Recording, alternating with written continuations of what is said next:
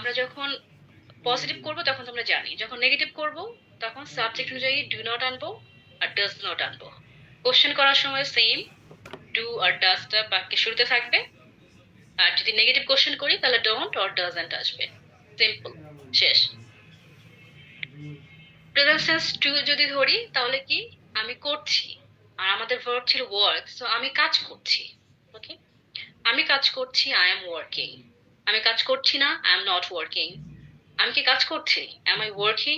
আমি কি কাজ করছি না, এইন্ট আই ওয়ার্কিং। পরেরটা কি, তুমি কাজ করছো, ইউ আর ওয়ার্কিং। তুমি কাজ করছো না, ইউ আর নট ওয়ার্কিং। তুমি কি কাজ করছো, আর ইউ ওয়ার্কিং। তুমি কি কাজ করছো না, আরন্ট ইউ ওয়ার্কিং। এরকম আপনাকে, কারণ প্রেজেন্ট টেন্স টু তে এম ইজ আর তিনটার ব্যবহার আছে, তিনটা হেল্পিং ভার্ব আছে, সো সেন্টেন্স গুলো চেঞ্জ হয়ে যাবে। সো এগুলো ধরে ধরে আপনাকে প্র্যাকটিস করতে হবে। সে কাজ করে, সে কাজ করছে, হি ইজ ওয়ার্কিং। সে কাজ করছে না, হি ইজ নট ওয়ার্কিং। সে কি কাজ করছে, ইজ হি ওয়ার্কিং। সে কি কাজ করছে না, ইজন্ট হি ওয়ার্কিং। এইভাবে যখন আপনি প্র্যাকটিস করবেন তখন এই যে যখন আমি আপনাদেরকে নেগেটিভ ইন্টারোগেটিভ ধরি বা ইন্টারোগেটিভ কোশ্চেন আস্ক করি, তখন আপনি আপনার এই সাউন্ড মিলাইতে পারবেন। ও আচ্ছা, এটা তো আমি জানি, এরকমই তো সাউন্ড হয়। এখন আপনি যদি প্র্যাকটিস না করেন তাহলে তো ওই সাউন্ডটা আপনার কাছে কমন না, পরিচিত না, ফেমিলিয়ার না। হুম? যদি আমি আপনাকে বলি যে তুমি কি কাজ করছো না, হ্যাঁ? এটা তো নেগেটিভ ইন্টারোগেটিভ গেল। তখন আচ্ছা, এটা আবার কেমন সেন্টেন্স হইলো, ওটা চিন্তা করতে সময় লাগবে। সো ওইগুলোই আপনাকে প্র্যাকটিস করতে হবে। প্রেজেন্স, আচ্ছা। আর এখানে তো সিম্পল, যে আমরা নেগেটিভ করি, ইন্টারোগেটিভ করি, নেগেটিভ ইন্টারোগেটিভ করি, সবকিছুতেই অ্যামিজার নিয়ে আসবো। এটাতে তাই। প্রেজেন্স থ্রিতে হচ্ছে স্ট্রাকচার হলো subject plus have has plus ভার্বের পাস্ট পার্টিসিপল, মানে ভার্বের থার্ড ফর্ম যেটা V3। আমি কাজ করেছি, আই হ্যাভ ওয়ার্কড। আমি কাজ করিনি, আই হ্যাভেন্ট ওয়ার্ক। আমি কি কাজ করেছি, হ্যাভ আই ওয়ার্কড। আমি কি কাজ করিনি, হ্যাভেন্ট আই ওয়ার্কড। এরপর হচ্ছে সে কাজ করেছে, হি হ্যাজ ওয়ার্কড। সে কাজ করেনি, হি হ্যাজন্ট ওয়ার্ক। সে কি কাজ করেছে, হ্যাজ হি ওয়ার্কড। সে কি কাজ করেনি, হ্যাজন্ট হি ওয়ার্ক। সিম্পল, এই একই জিনিস। আপনি প্রেজেন্ট থ্রিতে যখন নেগেটিভ করবেন তখন হ্যাভ হ্যাজ দে নট, যখন ইন্টারোগেটিভ করবেন তখন হ্যাভ হ্যাজ আগে নিয়ে আসবেন, তাহলে হবে। প্রেজেন্ট টেন্স ফোর্থ দিয়ে নর্মালি স্যার হচ্ছে শুধু একটা সেন্টেন্সই শিখায়, প্রেজেন্ট মানে পজিটিভ সেন্টেন্সটা শিখায়। হ্যাঁ, কিন্তু আপনি যদি চান এটারও আপনি চারটা ফর্মেই হচ্ছে সেন্টেন্স মেক করতে পারবেন, খুব ইজি। এটা এরকম না, ওটা আমরা স্যার শিখাই না কেন, কারণ স্পিকিং এ নর্মালি আমরা ওটা বলি না অত বড় সেন্টেন্স, সেই জন্য, এছাড়া কিছু না। বাট আপনি নিজে প্র্যাকটিস করার সময় নিজে প্র্যাকটিস করে ফেলবেন। যদি বলি যে আমি 1 ঘন্টা ধরে কাজ করছি, so I have been working for 1 hour. Okay, এটার স্ট্রাকচার হচ্ছে সাবজেক্টের পরে হ্যাভ হ্যাজ বিন প্লাস ভার্বের সাথে আইএনজি, এরপরে একটা দুইটা ওয়ার্ড আছে, ফর এবং সিন্স। এখানে অনেকের মধ্যে ঝামেলা আছে। সিম্পল বাংলা শব্দে মানে বাংলা সেন্টেন্সে যখনই আপনি বলবেন যাবত বা ধরে, কোন একটা সময় ধরে, তখন ফর। আর যখন বাংলা বাক্যে বলবেন থেকে, তখন হচ্ছে আপনি বলবেন সিন্স। সিম্পল, যেমন আমি 1 ঘন্টা ধরে কাজ করছি, I have been working for 1 hour. আর আমি যদি বলি যে আমি সকাল থেকে কাজ করছি, so I have been working since morning. That's it. কেউ যদি জিজ্ঞেস করে, আপনাকে অনেক সময় জিজ্ঞেস করে না, আরে তুমি কি সকাল থেকে কাজ করতেছো, এরকম জিজ্ঞেস করে না, করে তো। তাহলে কিন্তু এটা প্রেজেন্ট টেন্স থ্রিতে মানে ফোরে চলে গেছে।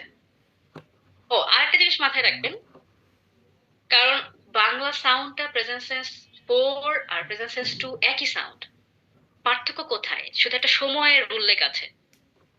হুম, এটা এমন স্ট্রিক্ট রুল না যে এই নেগেটিভ, কেউ যদি আপনাকে কোশ্চেন করে যে তুমি কি 1 ঘন্টা ধরে কাজ করছো, ওইখানে যদি আপনি বলেন যে are you working for 1 hour, খুব একটা মেজর ভুল হবে সেটা না। কিন্তু কথা হচ্ছে আপনি যখন শিখছেনই তখন আপনি অ্যাপ্রোপ্রিয়েট ওয়েতেই বলার চেষ্টা করেন, কারণ আমরা জানি যে যখন আমরা কোনো একটা সময়ের উল্লেখ করব তখন সেটাকে আমরা প্রেজেন্ট টেন্স ফোরে নিয়ে যাব। সো তুমি ওই আমি 1 ঘন্টা ধরে কাজ করছি তো বললাম, বা আমি সকাল থেকে কাজ করছি ওটাও বললাম। এখন হচ্ছে না আমি 1 ঘন্টা ধরে কাজ করছি না, I haven't been working for 1 hour. বললাম না আমি সকাল থেকে কাজ করছি না, I haven't been working since morning. এরপর তুমি কি সকাল থেকে কাজ করছো? So have you been working since morning? বা তুমি কি 1 ঘন্টা ধরে কাজ করছো? Have you been working for 1 hour? এটা যদি নেগেটিভ করেন যে আহ, তুমি কি সকাল থেকে কাজ করছো না,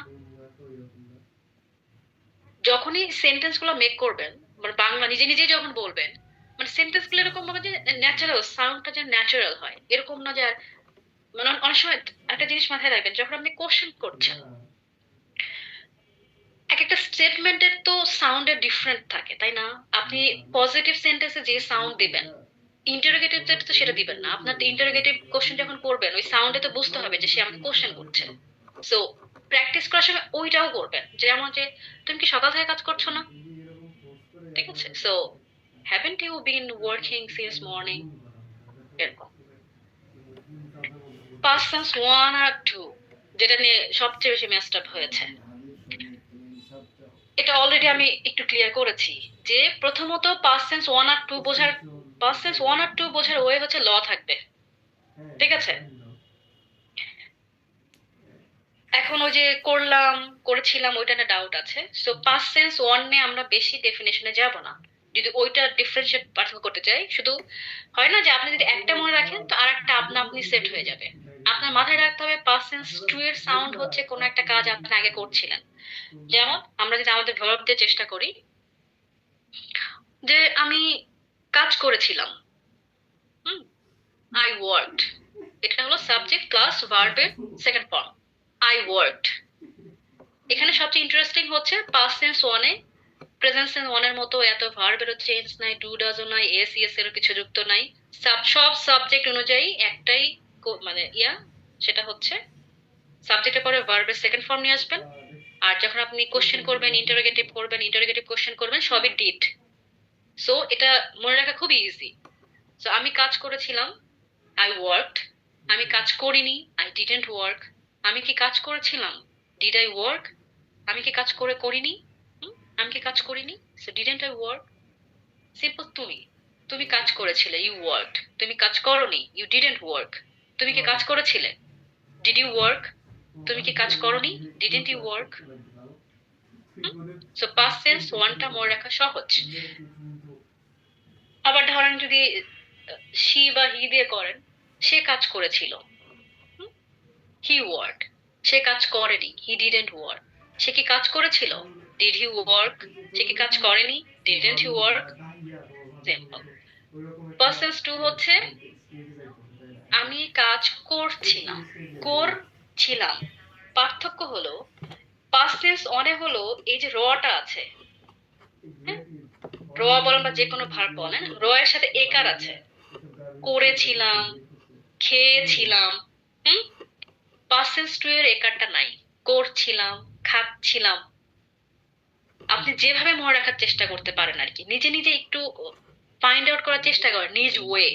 হ্যাঁ, একটা জিনিস মাথায় রাখবেন যে আপনি যদি একটা তৈরি করা নোট 10টা স্টুডেন্টকে দেন, 10 জন স্টুডেন্টকে, হ্যাঁ, ওরা কিন্তু যখন লিখবে, আপনি বললেন যে এটা মুখস্থ করো, পরে লেখা লিখতে দিবেন, দেখবেন 10 রকম লেখা হয়েছে, কারণ প্রত্যেকেরই ওয়েটা ডিফারেন্ট। সো আমি যেভাবে বুঝবো আপনি যে সেম ওয়েতেই বুঝবেন এরকম না। এমন হইতে পারে যে আপনি নিজে মনে রাখার জন্য নিজের মতো করে একটা ওয়ে ক্রিয়েট করেছেন, যে আচ্ছা আমার এভাবে মনে থাকছে। সো ওইটা নিয়ে একটু একটু রিসার্চ করার চেষ্টা করেন যে কিভাবে আমার মনে থাকবে। ওকে, সো পাস্ট টেন্স ওয়ানের স্ট্রাকচার হচ্ছে সাবজেক্টের পরে ওয়াজ বা ওয়্যার, এরপর ভার্বের সাথে আইএনজি। সো আমি কাজ করছিলাম, আমি কাজ করছিলাম, আই ওয়াজ ওয়ার্কিং। আর তুমি কাজ করছিলে, ইউ ওয়ার ওয়ার্কিং। আমি কাজ করছিলাম না, আই ওয়াজ নট ওয়ার্কিং। তুমি কাজ করছিলে না, ইউ ওয়ার নট ওয়ার্কিং। আমি কি কাজ করছিলাম, ওয়াজ আই ওয়ার্কিং? তুমি কি কাজ করছিলে, ওয়ার ইউ ওয়ার্কিং? আমি কি কাজ করছিলাম না, ওয়াজেন্ট আই ওয়ার্কিং? তুমি কি কাজ করছিলে না, weren't you working? Okay, future সেন্সটা তো আমাদের ইজিলি মনে থাকে, সেটা হচ্ছে করব আর করতে থাকবো। ফিউচার সেন্স ওয়ান তো একেবারে সহজ, সাবজেক্ট প্লাস একটাই উইল, এরপর ভার্বের বেস ফর্ম। আমি কাজ করব, আই উইল ওয়ার্ক। আমি কাজ করব না, আই ওয়ন্ট ওয়ার্ক। আমি কি কাজ করব, উইল আই ওয়ার্ক। আমি কি কাজ করব না, ওয়ন্ট আই ওয়ার্ক। সাবজেক্ট আপনি যেটাই দেন একই জিনিস। সে কাজ করবে, হি উইল ওয়ার্ক। সে কাজ করবে না, হি ওয়ন্ট ওয়ার্ক। সে কি কাজ করবে, উইল হি ওয়ার্ক। সে কি কাজ করবে না, ওয়ন্ট হি ওয়ার্ক। ওকে। আর কোনো একটা কাজ আপনি করতে থাকবেন, অনেক সময় এই বাক্যটাতে, এটা হলো স্ট্রাকচার হচ্ছে subject plus will be plus ভার্বের সাথে আইএনজি। অনেক সময় এই সেন্টেন্সটার সাথে আমরা একটা সময় নিয়ে আসি, যেমন আমি 1 ঘন্টা ধরে পড়তে থাকবো। হুম, নিয়ে আসি আর কি, সময় একটা সময় অটোমেটিক এটা চলে আসে। ওটা তো আলাদা, ওটা তো আপনি ইউজ করতেই পারবেন। সো যদি বলি যে আমি ক্লাস নিতে থাকবো, ও আমাদের ভার্ব, সরি আমাদের ভার্ব ছিল কাজ। সো আমি কাজ করতে থাকবো, আই উইল বি ওয়ার্কিং। আমি কাজ করতে থাকবো না, আই ওন্ট। এটাতেও ওই নেগেটিভ গুলো একটু কম ব্যবহার করতে বলছে আর কি। কিন্তু কথা হচ্ছে ওই যে আমি বললাম, এটা আপনার যদি মনে হয় আপনি ওটাও শিখে রাখতে পারেন। তো আমি কাজ করতে থাকবো, আই উইল বি ওয়ার্কিং। আমি কাজ করতে থাকবো না, আই ওয়ন্ট বি ওয়ার্কিং। আমি কি কাজ করতে থাকবো, উইল আই বি ওয়ার্কিং। আমি কি কাজ করতে থাকবো না, ওয়ন্ট আই বি ওয়ার্কিং। এখানে যদি আপনি সাবজেক্ট চেঞ্জ করে দেন, যে তুমি কাজ করতে থাকবে, ইউ উইল বি ওয়ার্কিং। তুমি কাজ করতে থাকবে না, ইউ ওয়ন্ট বি ওয়ার্কিং। তুমি কি কাজ করতে থাকবে, হ্যাঁ।